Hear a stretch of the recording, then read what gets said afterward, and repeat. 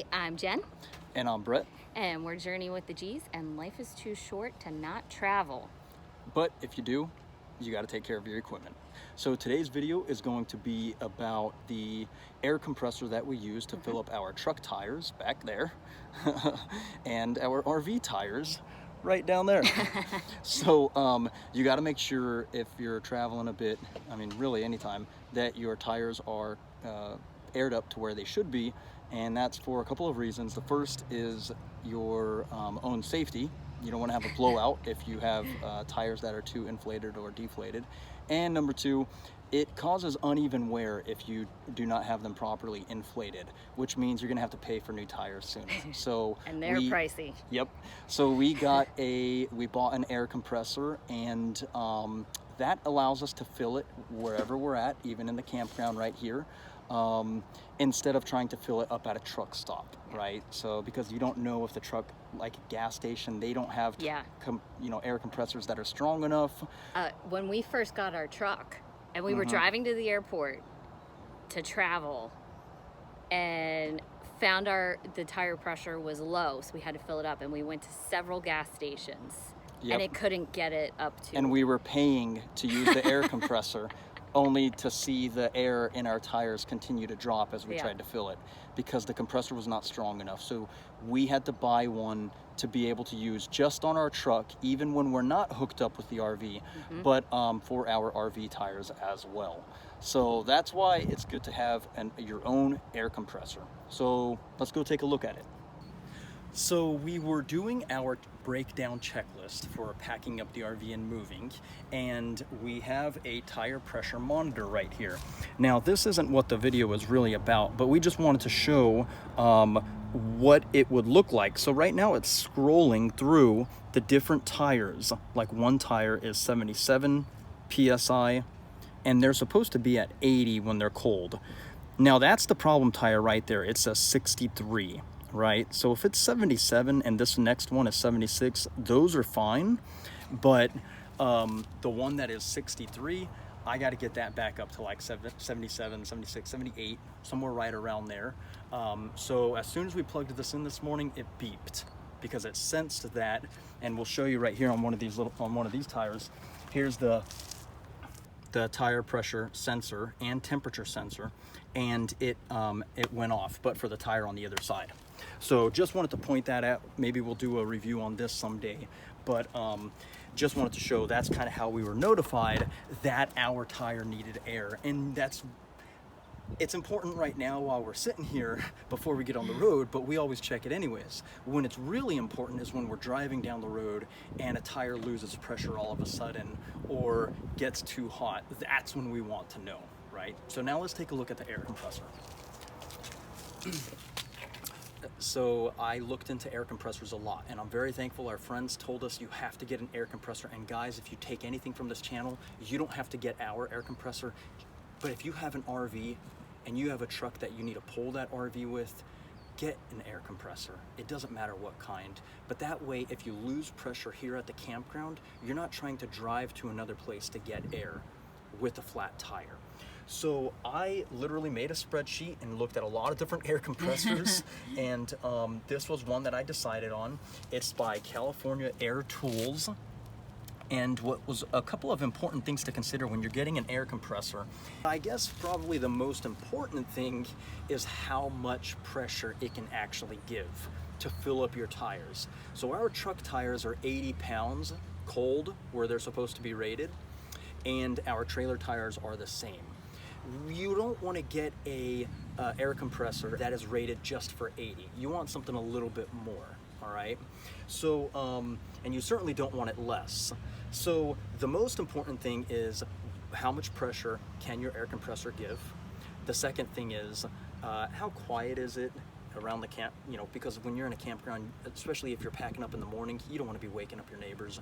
And number three, how big is the tank that it holds? But that's not super important because the air compressor the engine will kick on again to refill the tank. Okay, so a couple of things to notice about this. We've got a couple of gauges over here, and we got a gauge right here. that tell us how much we're going to be putting in. We have this knob right here, which will adjust how much pressure we hold in the tank, how many pounds. We have this release right here, which will let air out. We have the power switch right here, but it's not plugged in. Now, and then we got the cord back here. So we just talked about the air compressor itself. Now let's talk about a couple of accessories that you're gonna need, all right? Because this like started growing as I started realizing what I didn't know, right? You gotta get an air compressor, but you need other things too to get the air into your tire. So what I did was I bought 3 other things. You need a hose, and then you need the gauge or the chuck, whatever it is that's going to be putting the valve, that's going to be plugging into your tire and putting the air into the tire, okay? I looked at a number of different hoses, and there are different hoses. Some are not coiled like this. The good thing about this one is it coils back to its shape and it's easy to store, right? Our friends had one that's just like a regular hose or electric cord, and that thing just gets in all kinds of knots. Get the coil ones, all right? They came in 2 separate packages for us to buy, and one package was the hose itself with the gauge, and I don't think it had this little tire chuck on it. I don't think it which did I can't either. get off now, but because I put it on real tight. So I think it came with this and this, also by Yo2, right? And the other thing is you want to make sure that your hoses can handle the pressure that you need to put in the tire. Don't buy a hose that only goes up to like 60 or 80 pounds. If you have 80 or 110 pound tires, you need a hose that can handle that pressure. The same thing with this, you need it to handle the amount of pressure that you're going to be going through. And I actually got this California Air Tools compressor because it goes up to like 120. Right? So I wanted to be certain it could cover what I need, and our friends have tires that go to 110, so I wanted to be able to help them if they needed it. But I did have to buy a couple of other things that I had to buy was the little chuck here at the end to go onto it, and you have to make sure that it fits, and we'll put all this equipment in the link or in the description with links to it so that you know they all work together. The last thing that you want to do is buy something like this that will not connect to your hose, right? They don't connect, or it's 2 male ends, right?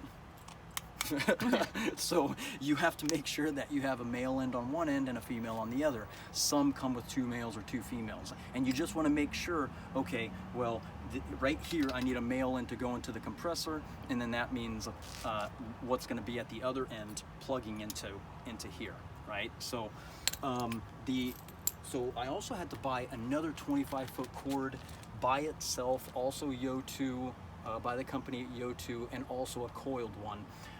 And then the final thing would be a little bit of tape, and you can see the tape that I put on here. People call it Teflon tape. Teflon is really just a brand. I think this is polyurethane. It's like Teflon tape, and we just put it in there to seal, okay? So now let's go plug it in, fill it tank with air, and then we'll fill a tire.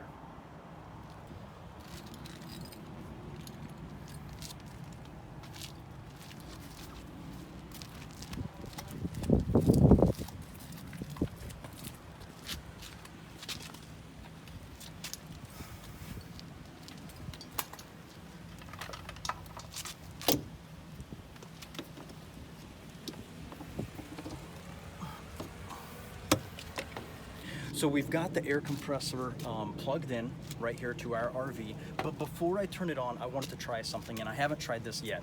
So I downloaded an app onto the phone that will read the amount of decibels in the environment. So right now I'm talking, and it's saying there's anywhere from 50, 60, 70, 60. So if we put it in the shade and see if you guys can see that.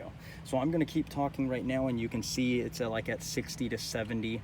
And that's just kind of conversational tone, right? So now we're going to turn it on and see how loud the air compressor goes.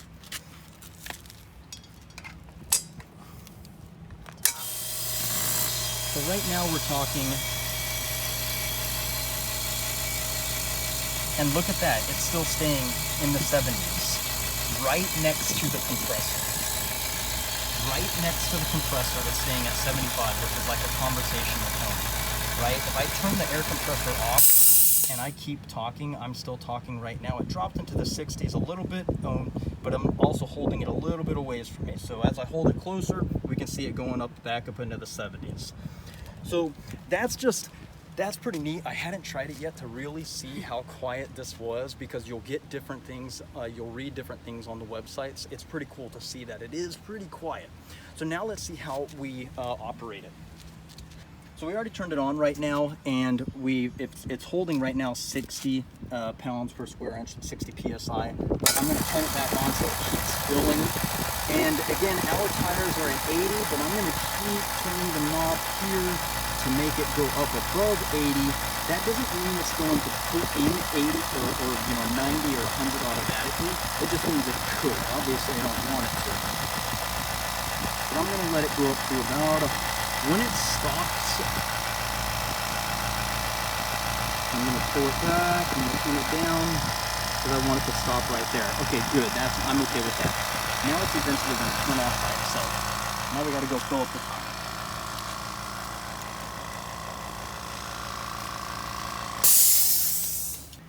So I'm taking off the tire pressure sensor.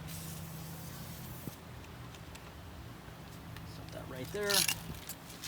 Bring over my cord. The other thing that I like about these cords is that they have... You hear that? That is our tire pressure monitoring system letting us know there's zero pressure. Okay, so one thing I do like about these hoses is it has these guards right here. And this rubber guard here comes all the way up here to help keep this from bending too much. So that is one thing I do like about these hoses. I also like that they're very easy to connect and disconnect.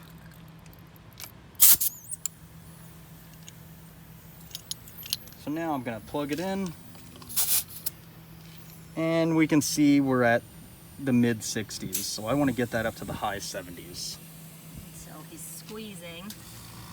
And the air compressor just turned on back there to start refilling because it's already losing air by putting it in here, right?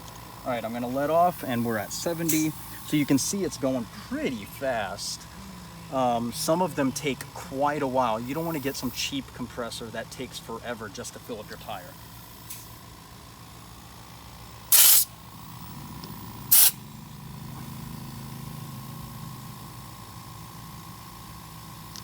We're over 70, we're already at 75, 74, 76, 77-ish, and I'll probably put it right up to 78, maybe 79. Okay, so there we have it. It's at 79 right now. I'm gonna put the sensor back on. And we're done. That's how easy it is to fill up the tire.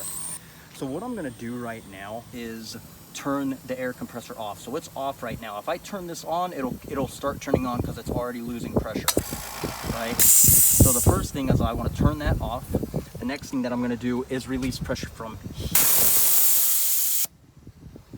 Now it stopped releasing the pressure because the pressure was not enough to keep this open. It wasn't enough to keep it open. So that's why I have to pull it and hold it now. And you can also see the air pressure inside the tank starting to go down. Keep it right there, babe.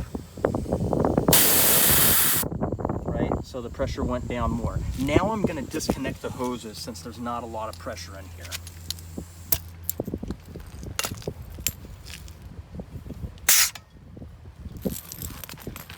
That's done. The final thing that I wanna do is the final couple of things, I wanna unplug it.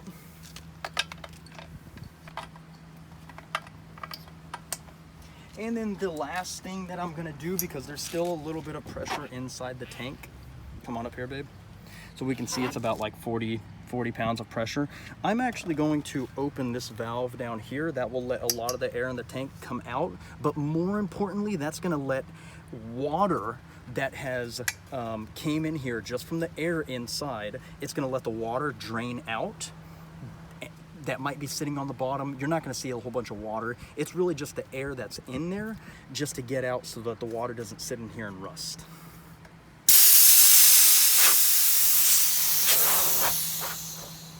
Right, and now we're down to 0.